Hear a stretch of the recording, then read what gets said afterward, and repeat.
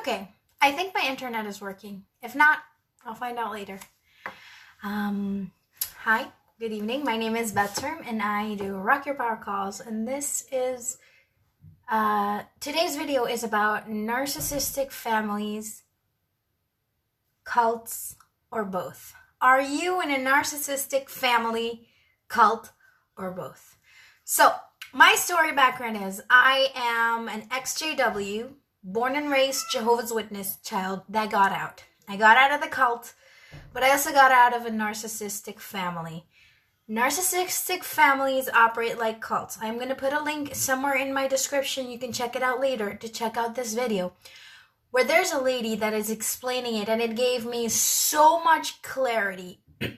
It also gave me back my confidence, because I experienced seeing how the dysfunctional narcissistic quote-unquote family / cult worked in front of me, but it wasn't my family anymore. Mind you, I got out of my family circle in 2015 when I decided to get a divorce. Through that process, I was cut off. So my contact with my family was cut off, and then I entered into another narcissistic family circle, which was my husband's, because his mom stayed in touch with me. She's also playing this narcissistic family game and also trying to put me back in the cult. And she was trying to manipulate me and steer me. And the day I said, I'm not joining you in your cult, she beat the shit out of me with my baby in my hand. So I've experienced a couple of those things.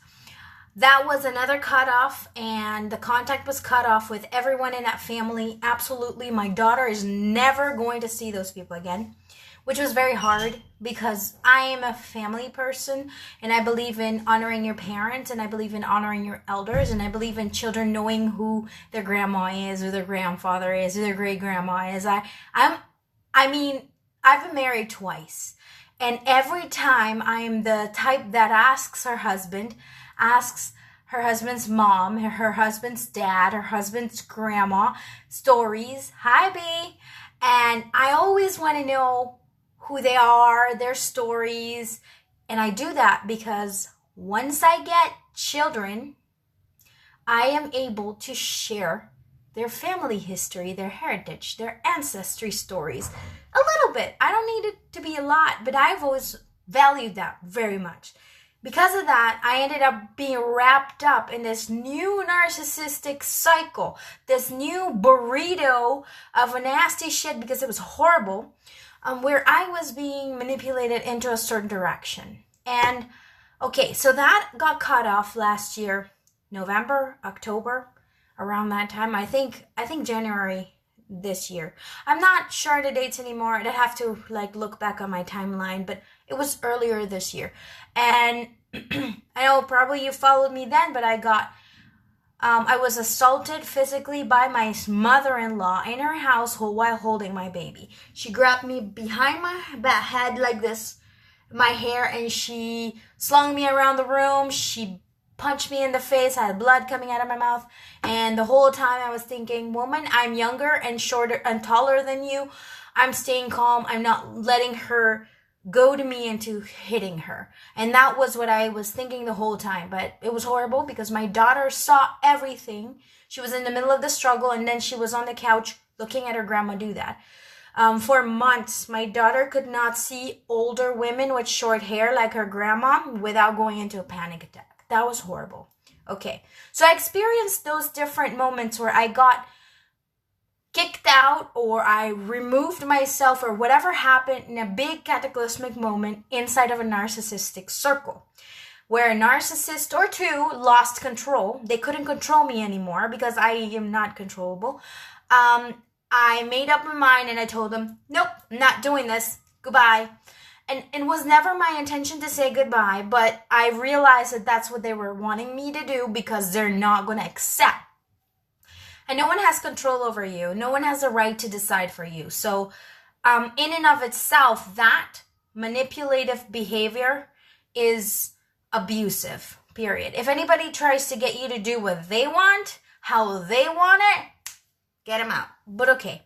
So I thought that I had built up a new circle of friends, or at least reconnected with friends that were important to me, that I knew very well, and that had the same vision and same views as me. I really believed that.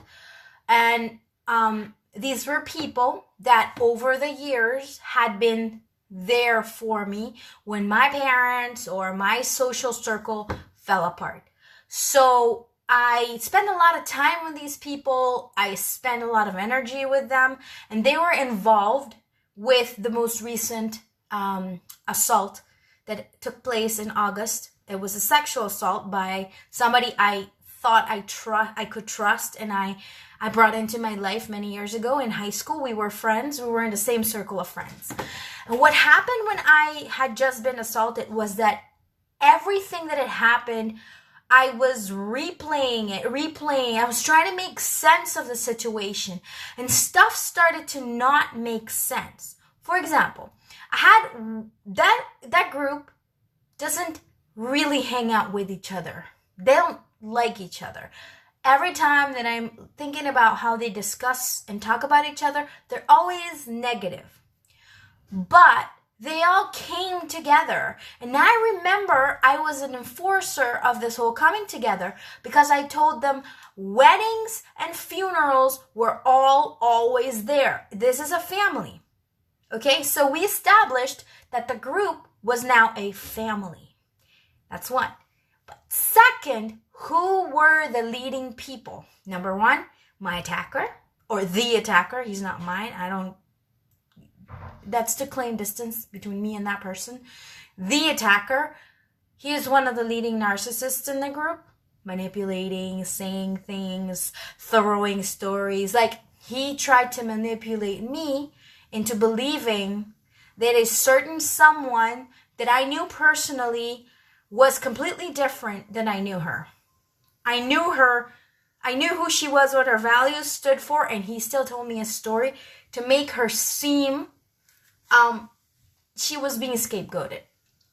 Terminology from narcissistic family dysfunctional environments. It's a cult. So I remember that I was replaying everything. And I went like, it feels, this is my gut telling me, that this whole thing was orchestrated collectively.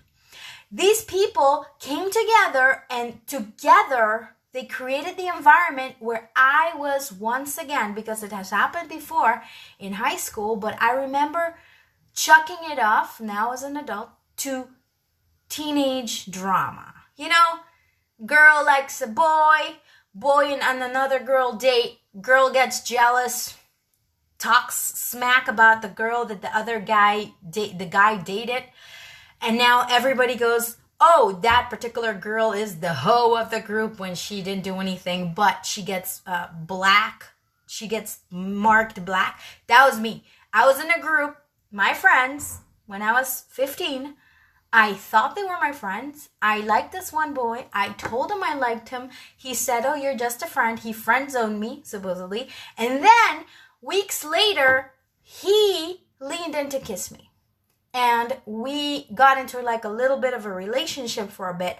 And then I broke it off because he was not interested in me. I could tell he was interested in, something else. And I wasn't going to do it. I just said no. That was me. I walked away. And my life was upside down. My little brother was really sick. He was dying. My stepmom nearly died. My parents, of course, all the drama. I had too much on my plate. So I took a distance. And at the time, I had no idea what was going on behind the scenes. It was over the years, 19 years really, I started hearing things. So when this party and this assault happened, in the midst of it all, I started thinking, this feels like a replay. This has happened before, where someone reveals something really shocking to a group, trying to pass it off as, I'm the bad guy. And then everyone joins in, and these are all people who have been in my life supposedly as pillars, supposedly as friends. But I broke the rules of the group because I went to the police. That's why. Because I didn't behave like the narcissist wanted. He wanted me to stay quiet and not say anything. And then he could, use it however he wanted. But I told my husband, and my husband confronted him. And then we went to the cops. So I didn't do what he wanted. And the rest of the group, of course, has to play their own parts. So if you have a chance to check it out, The Narcissist Family Cult is the title of the video on YouTube. I would recommend you check it out. Why? Because a lot of us are actually involved in that kind of family and circles and friend circles. And I can tell you this. In a way, these people are still behaving like 14-year-olds, 15-year-olds. And in reality, they all experience the same narcissistic abuse from their parents. Me too. My father and a few of my other family relatives all have been narcissistic in the way that they do things. So I have been part of that. And something I didn't know that now I understand is that as you heal from narcissistic abuse, you will, on the journey, you might encounter new groups, and you, depending on how well you have healed from the abuse in the past, you will either identify quickly and move on, or you might actually get involved, wrapped up in that burrito again. So what I realized was, and this takes owning up to the fact that because I hadn't really dealt with the narcissistic abuse, I didn't even have time. I didn't even realize how deeply this went. I did not give myself the tools to listen to my gut. And this is the thing. Most of the time, the person who leaves narcissistic environments is somebody who is regaining their confidence, because they need to break down your confidence to keep you trapped. For example, when I was a little girl, they broke down my confidence in the cult, the religious cult, because they said that I am wicked and dirty and Satan can easily invade me. So anything I think or believe or decide could be wrong, and I could be misled. So that fear is what triggers that you never trust yourself. Like, I would have never told a teacher or anyone or looked for help that, I was raped by a cousin and no one did anything and no one said anything and I was blamed for it. Ooh, I just said that out loud. That was hard, but it was necessary. No one did anything. All the grown-ups at the table hid it, then blamed me. This person, invisible. He's dead now, so, and I'm leaving it at that. But they didn't do anything. And I was 14 and I could not, because I believed that what my judgment was wrong, I did not look for help outside. I was at school. I was having anger management, anger problems. I was skipping classes. I was depressed and suicidal. I didn't tell anyone. And I got sent to the social worker, and the social worker gave me some help with things I was willing to talk to her about. And they were not those things. I told her that all the kids in my group were either sad or depressed, and I was feeling it too. And she identified I was an empath, and she taught me how to block myself from certain people. I used that for a while, and it helped, but that was all I did. Other than that, I didn't go any deeper because I had been systematically indoctrinated into the mindset that I cannot trust myself. Self-confidence completely shot. You get to an older age, and this is the thing they've been trying to use against me still when I was leaving the cult. And when you're starting, like, at least when you're an ex-Jehovah's Witness, and now I'm talking to Jehovah's Witnesses who are watching this, who are either physically in, mentally out PMOs, or who are already out and who are suffering over there and wounded and wallowing in their pain, get help. I'm not gonna sugarcoat it. There is no mincing it. Get actual professional help. Talk about everything. Everything. And I mean every last thing. Your therapist may not understand, because they are coming from a corner of a natural, healthy, balanced childhood. This is not happening to Jehovah's Witness children born in. They are indoctrinated from day one, from as far as you can tell, that you can consciously say, I cannot trust me. And because they indoctrinate you with that, you are never capable of fully trusting yourself. Your confidence is shot and you don't listen to your gut.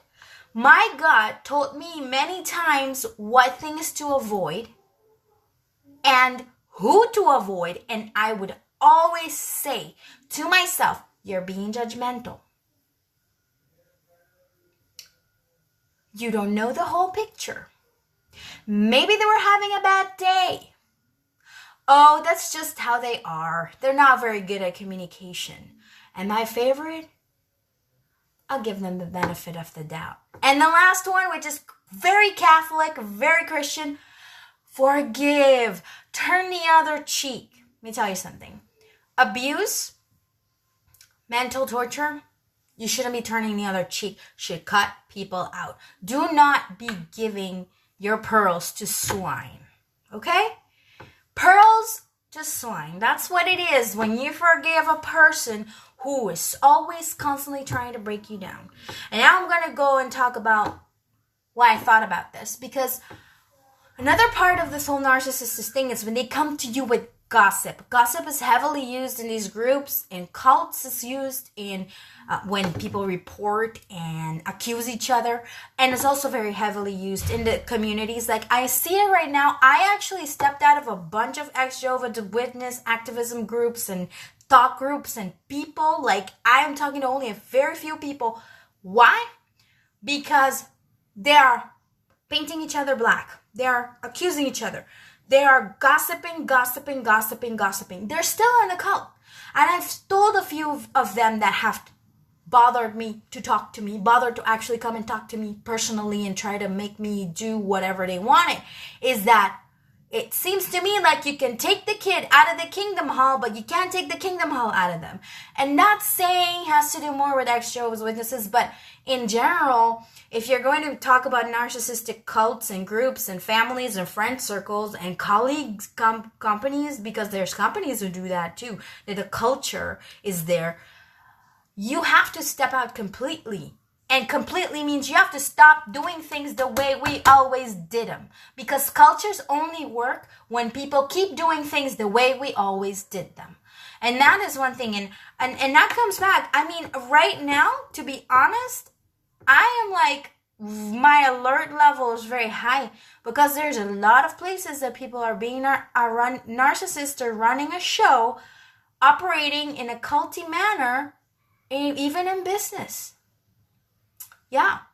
And churches and all kinds of things. So I have become very wary, and I might, grow out of it and heal enough to be able to tell the difference. But at this point, after it happening like 3-4 times, rolling, tumbling down, that, you get out of one narcissistic group under one narcissistic control, and you fall into the next one, into the next one, into the next one. At a certain point, you start going, okay, I need to do something about that for myself. And that's one thing that why I'm doing these videos, to process, but also to empower myself and others. And here's the deal. It's about voice. I put some clarity oil on that right there. You see? Did I put enough? It's almost empty. I don't like the smell of clarity, but this here is throat chakra. And throat chakra is about speaking your truth. It is about voicing your reality. And when you have experienced narcissistic abuse, this is sin. It's horrible sin if you speak up. Speaking up is a horrible sin. Speaking up about sexual abuse, speaking up about physical abuse, speaking up about violence. But here's the thing. If you don't speak up, you are going to continue to be stuck in emotional cycles and emotional programming. So this Speaking up, letting the sound come out. It can also mean crying, screaming, wailing, weeping, singing. You could do mantras if that's something you're into. You could do, chanting, like make the sound come out. Let the sound come out. Anything that feels okay. You know what feels okay. For me, I remember earlier in this process, I was not able to speak up. I wasn't. I have a lot of videos that I made that I never uploaded.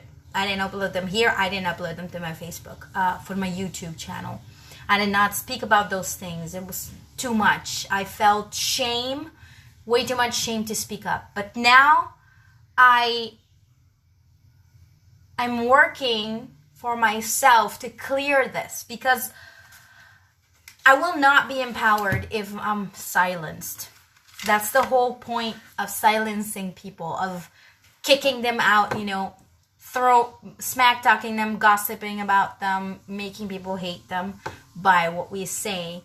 That is to silence them, kill them, so they can't get up anymore. So using your voice, super important. For you, for your healing, you could do it in different things. And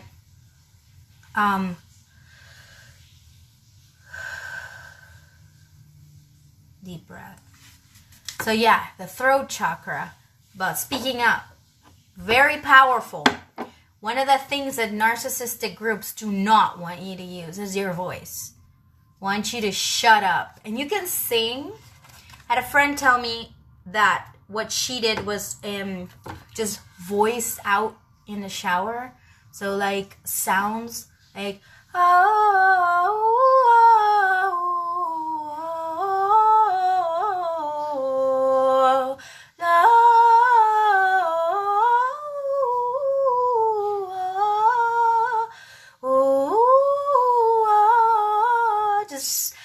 just let it go. However it feels good, just kind of do it. And I do that sometimes in the bath when I'm feeling very, very, like a lot of the pain I've been having in my arm. Turns out wrist, wounds in the wrist, pain in the wrist related to father wounds.